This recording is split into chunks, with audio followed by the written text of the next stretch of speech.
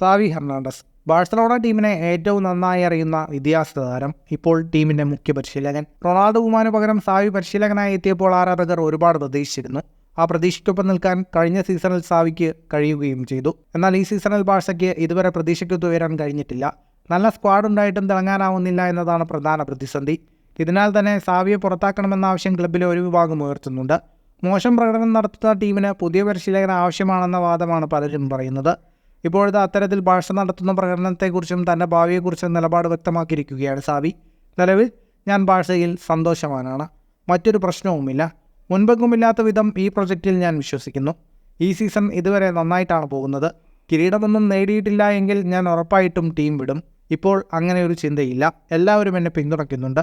4 കിരീടങ്ങളും നേടാൻ ഞങ്ങൾക്ക് മുന്നിൽ സാധ്യതയുണ്ടെന്നും സാവി പറഞ്ഞു. ഫുട്ബോൾ ലോകത്തെ കൂടുതൽ വാർത്തകൾക്കും വിശേഷങ്ങൾക്കുമായി സ്പോർട്സ് കഫേ ഇപ്പോൾ തന്നെ സബ്സ്ക്രൈബ് ചെയ്യുക.